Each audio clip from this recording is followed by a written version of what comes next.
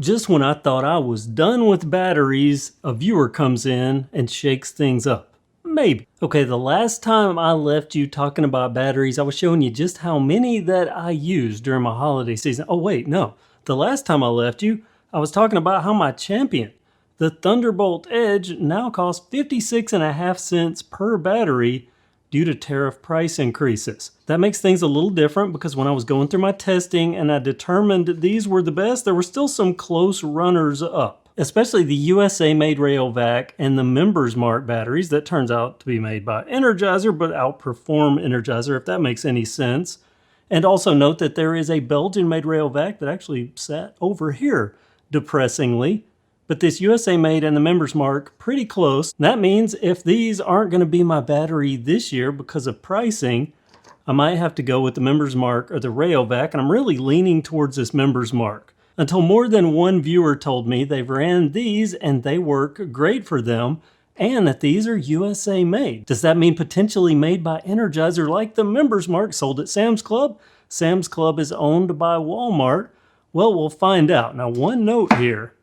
Not all Energizers are made in the USA. So when I purchased these, I was thinking USA made, but then I looked on the bottom and no.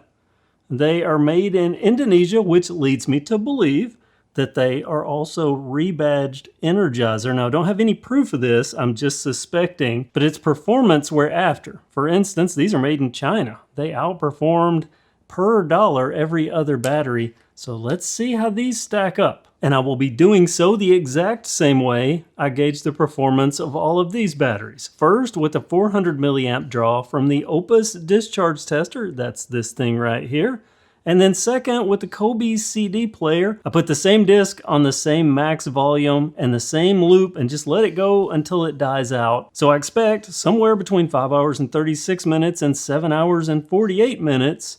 Hopefully these will sit. I mean, it could be a surprise. It'd be great if they were up here, right?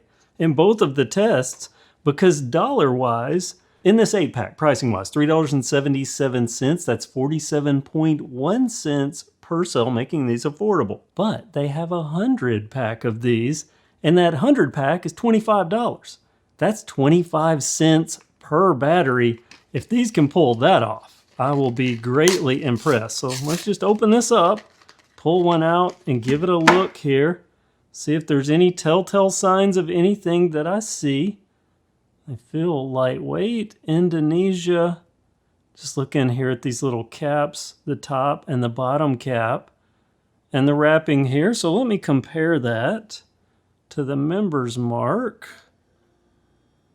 Then there's the Energizer. Just give a look there. It's a little different than the Indonesian made Energizer. And again, they feel, well, I guess they feel okay. I don't know if I weighed any of the others, so I won't even include that. But I'm going to hook these up. Let's get this underway if I can remember how to use this thing. Remember, I had to put these in as fast as I could. And then I had to go into the mode and go to current. Then I want to set that to discharge. That's quick test, charge, discharge. And 400 milliamps. We'll put the fan just like all these other tests. Because remember, if you followed the video series on this, initially my two middle ones were having a little bit higher results than the outer. That's because there's some circuitry here. So I'll put a very small fan, a light current of air, and that equalizes all of this. So we'll let that run. Then we'll take Mr. Kobe here with its phones jack. No headphones, just phones. I need to put batteries in this. And this again, expecting it to run for at least 5 hours and 36 minutes, hopefully towards this higher tier, using the exact same CD. So let me go ahead and plug the phones in here. Oh, now it's got me saying it. Phones instead of headphones. And if I can remember how to use this, this is the exact same emo CD I got at Warped Tour. So we'll take this out, put that there. And this will run here for about 5 hours. I'm going to set a timer. And in 5 hours, I will come get this thing. And what I do is I carry it around with me, or when I'm sitting in one of my back rooms. Oop. Okay, having to hide the headphones because of the noise. But what I'm going to do is I will take this with me after 5 hours. I'll take this with me wherever I'm at. and I set it in a room inside a little metal can, and it makes those tinny headphones very noisily loud, so I know the second that it quits running. So I'll come back when that has happened, and then I'll also have the results from this test. Then we'll find out if the great value batteries, all 8 of them, can stack up with any of these others. If so, hopefully another contender in the battery space, especially considering these are more expensive now. We'll see, and I'll see you in a few hours. Okay, we are done. It's actually the next day. That's the reason this is blank, but it did catch it not long after it finished. That's why the voltage value on the battery is going to be a little high, because it's set and that'll build back up. But this is the results, the milliamp hours that it pulled out. Looking a little low. And then I'm looking at the time that it took to extract that, which is also a little low. I made a little chart to make this easier for us, the milliamp hours pulled out of each cell, and I've averaged that, giving us an average of 1,403 milliamp hours discharged out of these AA great value batteries. How long did it take to extract that power? That averages out to 3 hours and 32 minutes. Then there's the real world CD test. How much time did that get me? 5 hours and 29 minutes. We can take this data and my previous battery chart. So where does the great value fit in this?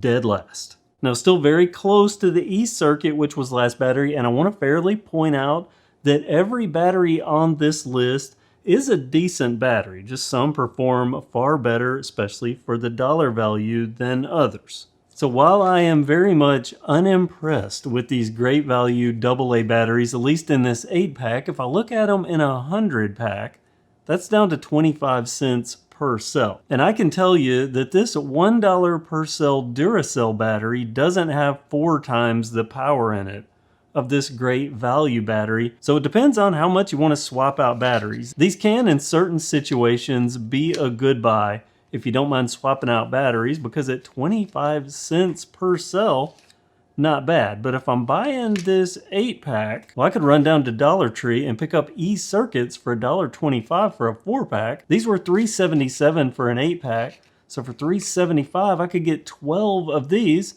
and they perform ever so slightly better. So that's where we are with great value AA batteries, real world tested, made in Indonesia. The least powerful of all the batteries that I've tested. Well, actually, that's not quite true. 1 minute below these was the Belgian-made Rayovacs that I tested in one of my videos, but I removed those from my list because I focused on my holiday decoration batteries, which meant I only bought the USA-made Rayovacs, which are among the best performing batteries, but also cost twice as much as these batteries, roughly, at least if you buy these in the 100-pack. So there you go.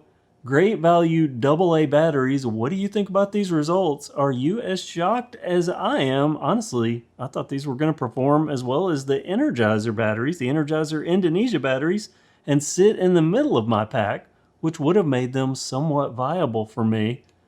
Those are my results. Comment below with what you think.